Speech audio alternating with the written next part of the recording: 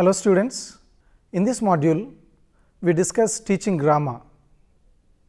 Grammar plays a vital role in sentence construction and the accuracy of the language. Scott Thornbury says, grammar is partly the study of what forms are possible in a language. Traditionally, grammar has been concerned almost exclusively with analysis at the level of the sentence. Thus, grammar is a description of the rules that govern how a language's sentences are formed. Grammar is one of the most difficult aspects of a foreign language to master. It is defined as the rules that govern how a language's sentences are formed. Therefore, these days we say grammar is the backbone of a language. So, learning grammar thus plays a vital role in students' enhancement of the language. And the main objective of this particular series, we are going to critically examine the issues and strategies of teaching grammar in language classrooms in the context of English language teaching. The objectives therefore are to realize the need for a change in the methodology of teaching of grammar in the current teaching learning process. We will discuss the following aspects of teaching grammar. They are inductive and deductive teaching approach, tenses, parts of speech, active and passive voice, and finally direct and indirect speech. So, let us look at some of the issues that are related to teaching grammar.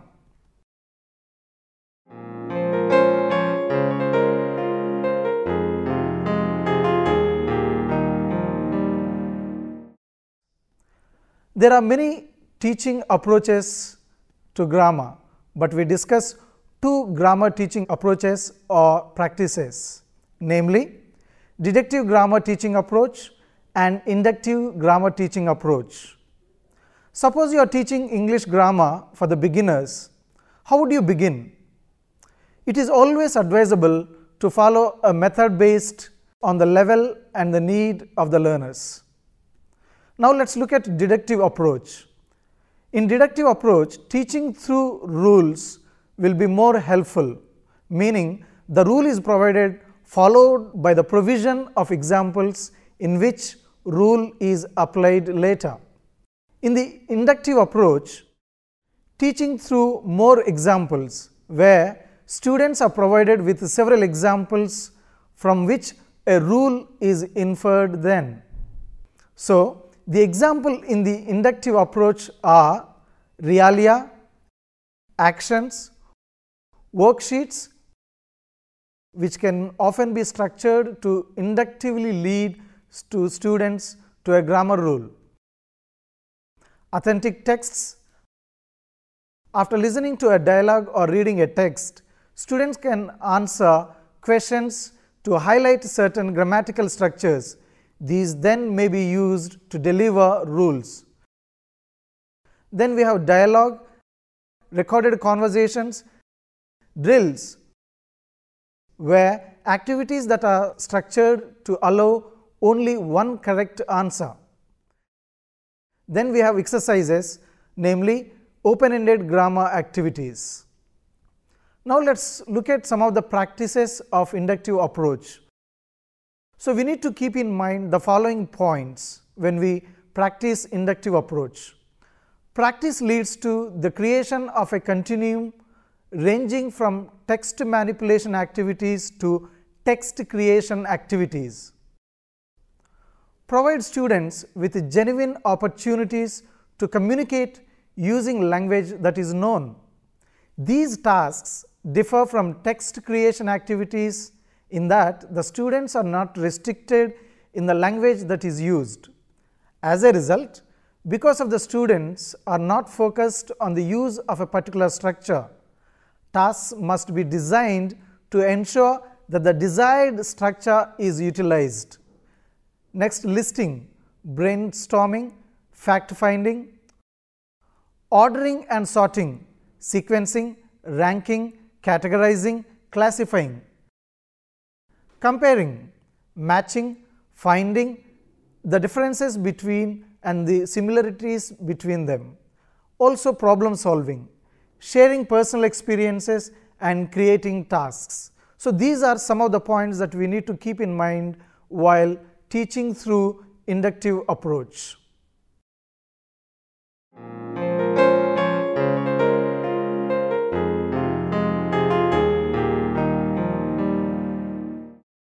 Let us take the negative structure. In the negative structure, she has not sung a song.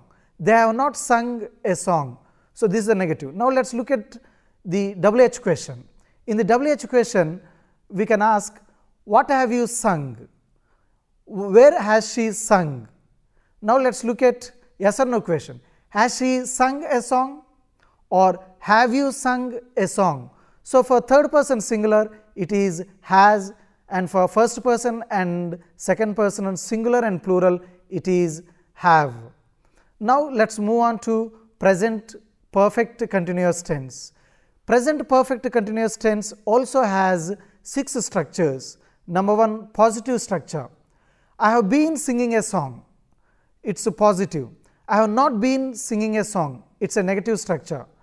Where have I been singing a song? It is a WH question.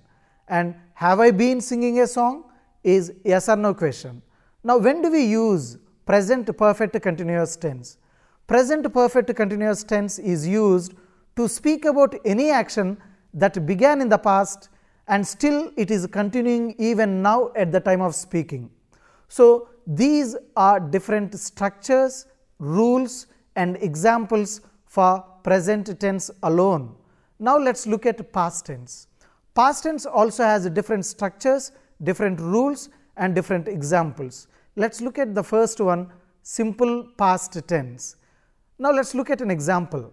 Simple past tense, I sang a song, and the structure is subject plus verb to plus object. Now, what is the rule for simple past tense? Any action that happened in the past, maybe yesterday or last week, last month or a decade ago or even a century ago. So, whatever happened in the past, we use simple past tense, and we can give any number of examples. For example, I read a novel yesterday or I watched a movie last month. So, this is positive sentence. Now, let us look at negative sentence. Negative sentence slightly has a different structure. In the negative sentence, I didn't sing a song. Now, here many people make a mistake. I didn't sang a song, they say. That is grammatically a wrong sentence. I didn't sing a song. Therefore, the structure is subject plus didn't plus V1 plus song object. Therefore, whenever you have simple past tense, remember in the negative sentence, you have to say I didn't eat any apple or I didn't eat lunch. You cannot say I didn't ate. I didn't ate would be a wrong sentence grammatically. Now, let us look at yes or no question. Did you sing a song? Did you sing a song is yes or no question. Yes or no question begins with did, and in the simple past tense you have to begin with the auxiliary verb did.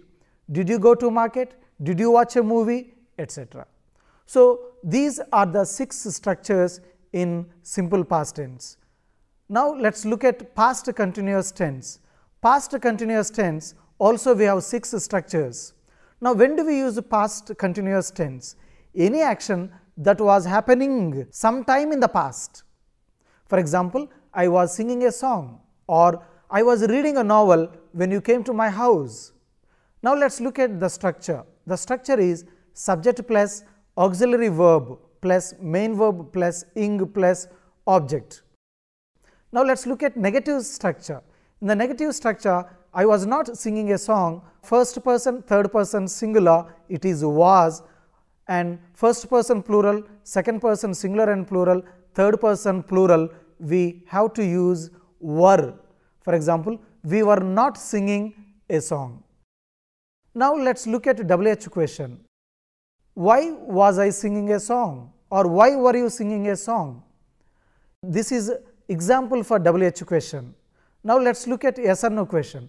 Was I singing a song? Were you singing a song? Was she waiting for you?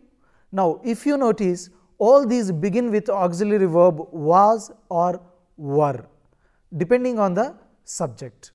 Now, let us look at past perfect tense. The past perfect tense, when do we use the past perfect tense?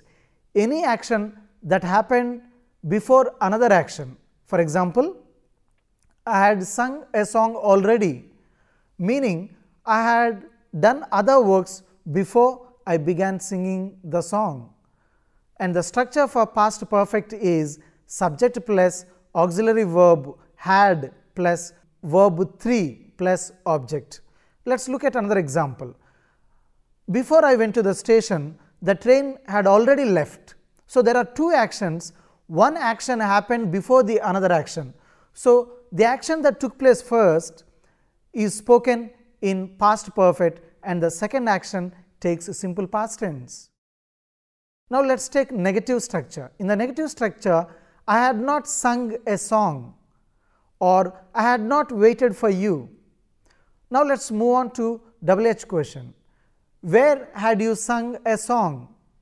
When had you sung a song? So, this is the example for WH question. Now, let us look at yes or no question. Had you sung a song? Had you waited for me? Or had your mom cooked chicken biryani today? So, these are examples for yes or no question. Now, let us move on to past perfect continuous tense. In the past perfect continuous tense, the following is the structure: subject plus had plus been plus main verb plus ing form plus object. Let us look at the example. I had been singing a song. Now, when do we use past perfect continuous tense? Any action that started in the past, continued in the past and finished in the past, we speak in past perfect continuous tense. Let us discuss an example. I had been singing a song. So, the structure is I subject, had auxiliary verb, been be form, singing is verb 1 plus ing form and song object. Now, this is positive example. Let us look at negative example. I had not been singing a song.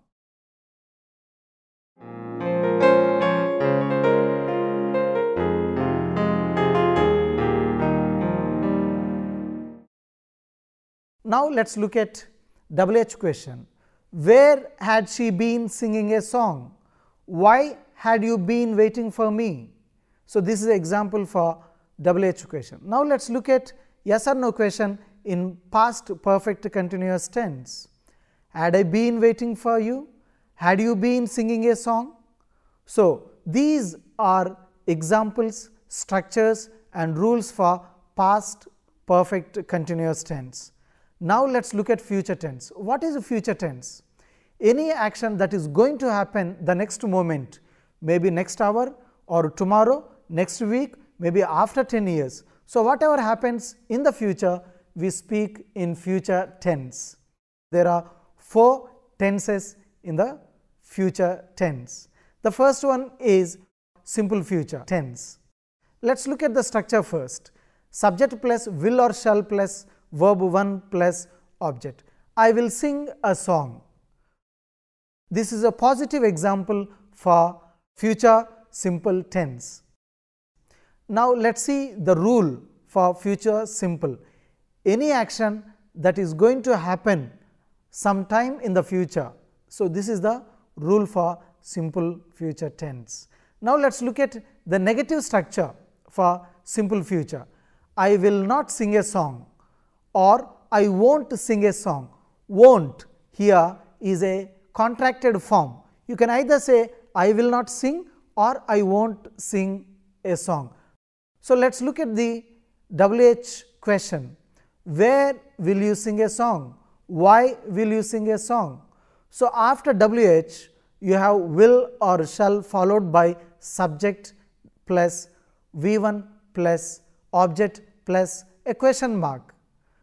So, now let us look at yes or no question. In the yes or no question, you have to begin the sentence with will or shall. Will you sing a song? Will you wait for me?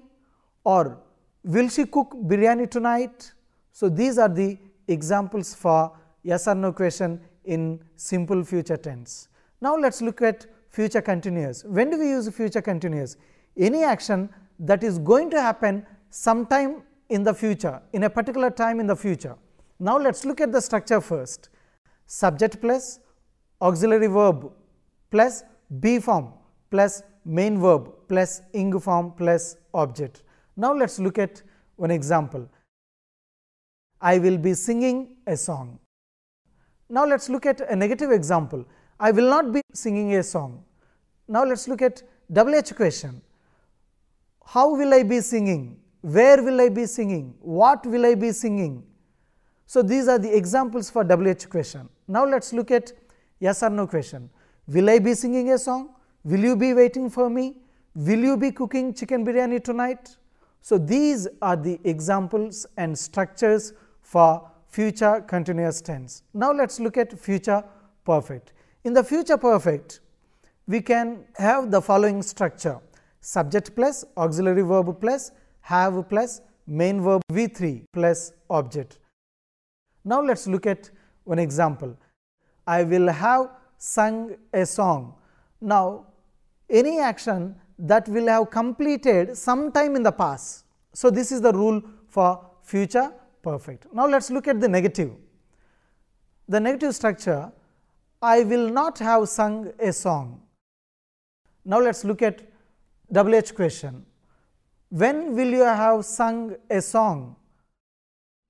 Now, let us look at the yes or no question for future perfect. Will you have sung a song? Will you have waited for me? Will you have completed this project tomorrow by this time? So, these are the structures and examples for future perfect tense. Now, let us look at the last tense, future perfect continuous tense.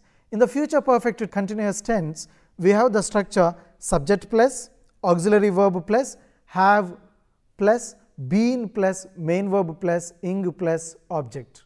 Now, let us look at an example. They will have been singing a song. Now, let us make it negative. They will not have been singing a song. Why will they have been singing a song? Will they have been singing a song is an yes or no question. So, these are 72 structures that we have.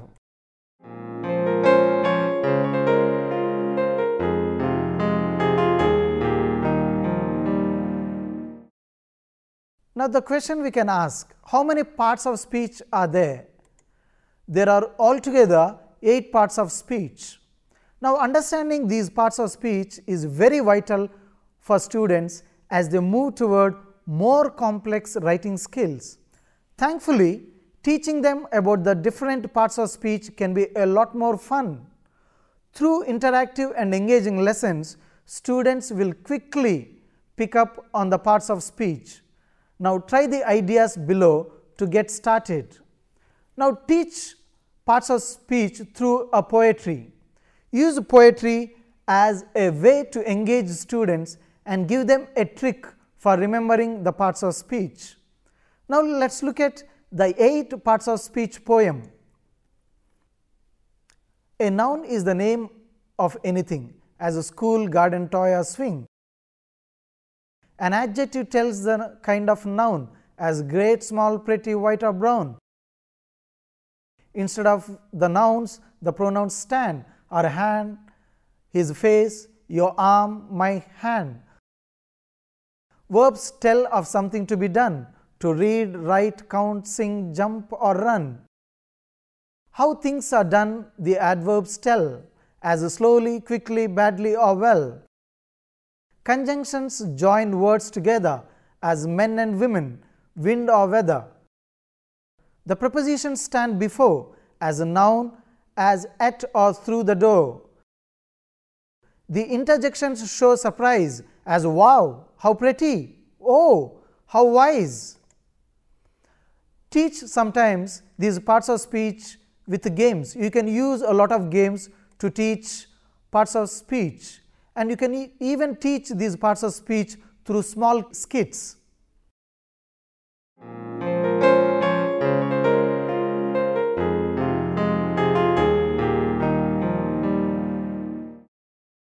Active voice is the voice used to indicate that the subject of the sentence is performing the action or causing the action. Passive voice is used when the subject is the recipient of the action. Strong writing uses active voice. Passive voice should only be used in the following instances: when intentionally hiding the subject of the sentence.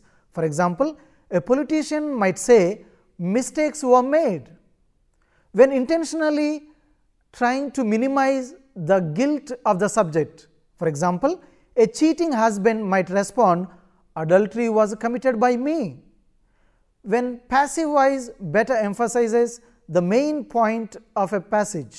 For example, children were harmed by unlicensed bus drivers. Knowing when to use active and passive voice does not mean students will use it correctly. Show them through demonstration. Teacher stands at one side of the room and throws the keys on the floor, telling the class to make a sentence about what was just done and to begin the sentence with the teacher's name. For example, the teacher gets the following sentence: "Miss Vani threw the keys on the floor."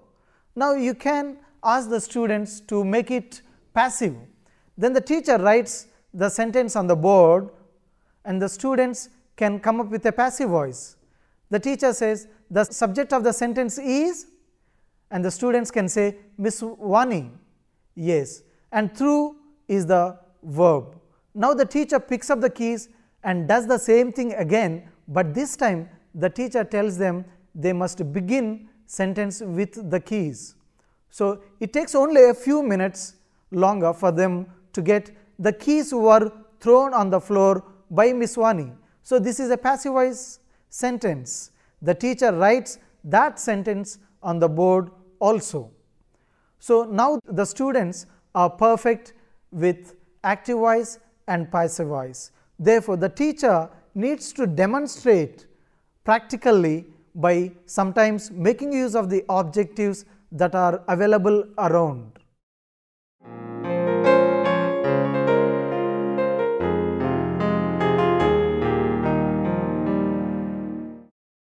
Let us see what is direct and indirect speech. We often have to give information about what people say or think. In order to do this, you can use direct or quoted speech or indirect or reported speech. Let us see what is direct speech. Saying exactly what someone has said is direct speech. Sometimes it is also called quoted speech. Here, what a person says appears within quotation marks and should be word for word. For example, "She said," quotations begin, "Today's lesson is on presentations." Indirect speech. Indirect speech does not use quotation marks to enclose what the person said, and it does not have to be word for word.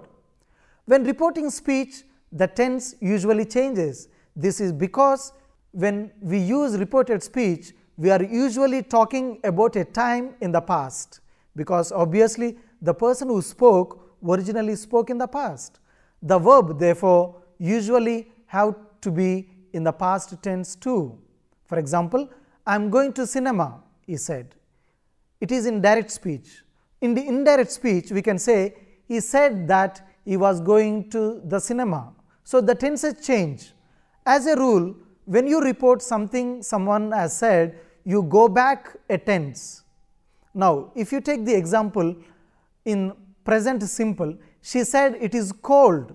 When you change simple present tense into simple past, "She said it was cold." Let us take another example in present continuous. Present continuous becomes past continuous. "She said, I am teaching English online." She said that she was teaching English online. Present perfect becomes past perfect. "She said, I have taught English." She said she had taught English.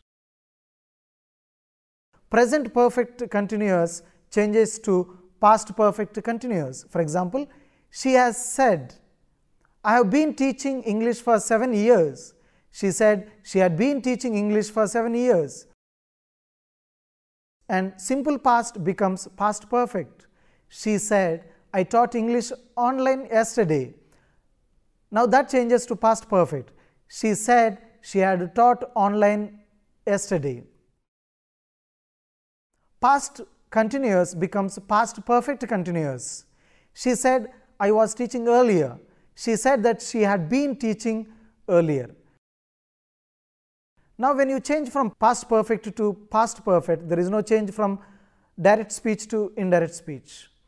And even it is same in past perfect continuous to past perfect continuous. She said, I had already been teaching for 5 minutes.